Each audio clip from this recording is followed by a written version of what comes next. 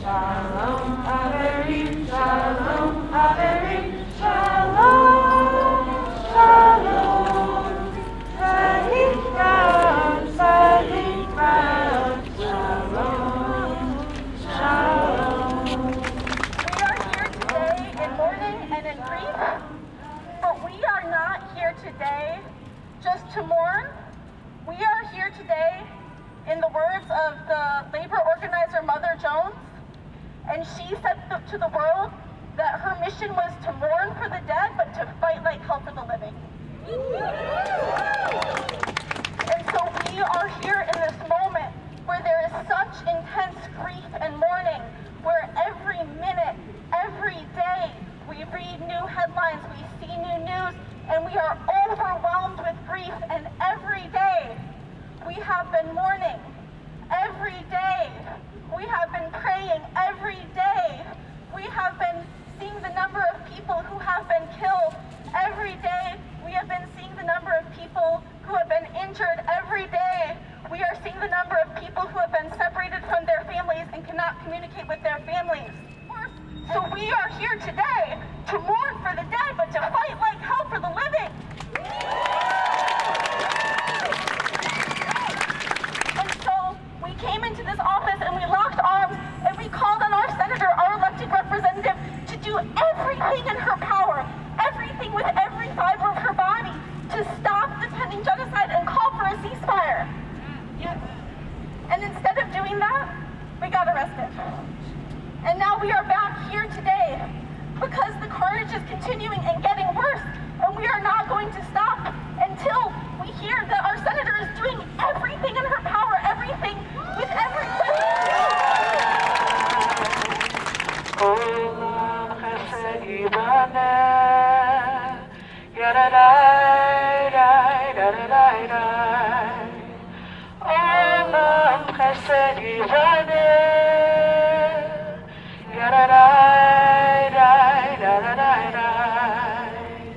My cousin is a teacher in an elementary school serving the communities hit hardest by last week's massacres. So many of her students, kids that she taught, their parents, her co-workers, were slaughtered over the course of one horrific day. How will my family members and their community move forward from this? Nobody deserves this. I've heard from a Palestinian friend. She is from the West Bank and her husband is from Gaza. His entire family is in Gaza now.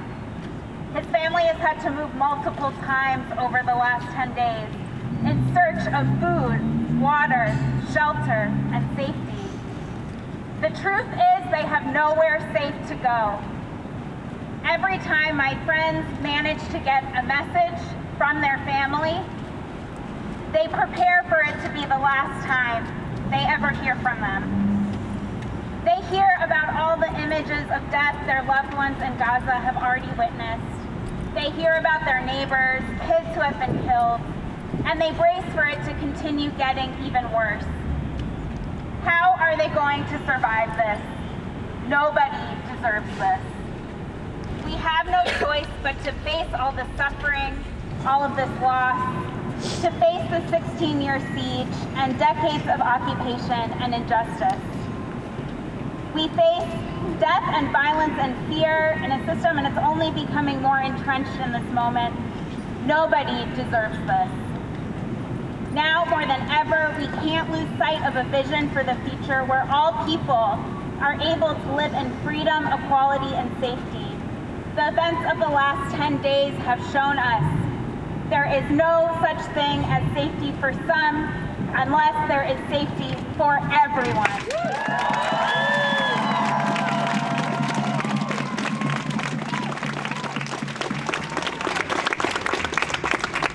Senator Warren, you are one of the few with the power to help end this horrific campaign of violence in Gaza.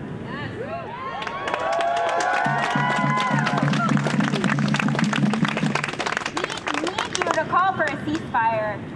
As your constituents, we are here to ask that you do everything in your power to de-escalate the violence. We are here to ask that you do everything in your power to ensure a ceasefire. And we're here to ask that you do everything in your power to allow humanitarian aid to enter Gaza. And we're here that you do everything in your power to ensure the release of hostages. Senator Warren, it is time to stand with us on the side of humanity.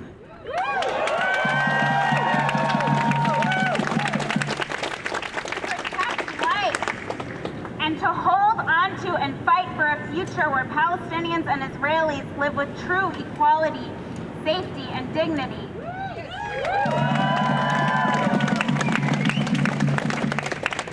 May all those grieving and traumatized and frightened be comforted. May we have the hope and confidence to imagine wholeness, safety, and freedom for all people. May we continue to reach for solidarity, justice, freedom, and peace for all. May we always affirm that life is precious. In the words of our tradition, Ken Yehi Ratzon, may it be our will. So let it be.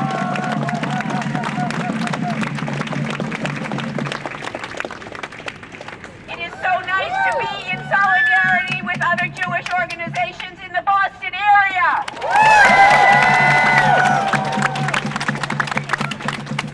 Our souls are crushed. We are heartbroken.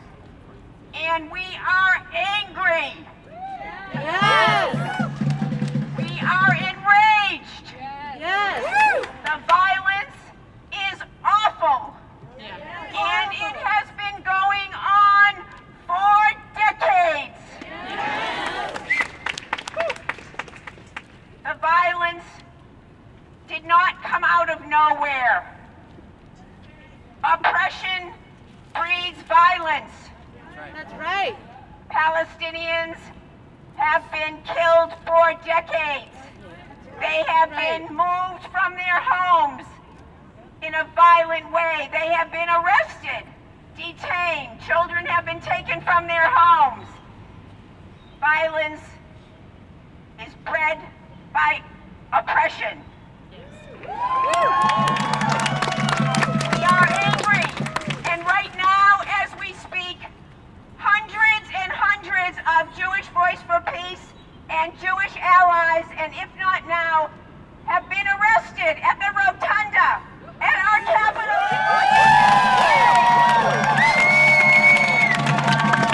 They have said ceasefire. That's why we get arrested for saying ceasefire. They say we mourn the dead, as Haley said, but we fight for hell for the living. Jewish Voice for Peace will continue to push forward, to go toward justice. And that's what these Jewish organizations are all about in Boston, if not now. Boston Workers Circle, Kabod, Jewish Voice for Peace. We stand on the side of justice. So Senator Warren, and I must say, Haley, I have been in Senator Warren's office way too many times asking her to do the right thing, to write a companion bill for Betty McCollum's bill from Minnesota to protect the Palestinians.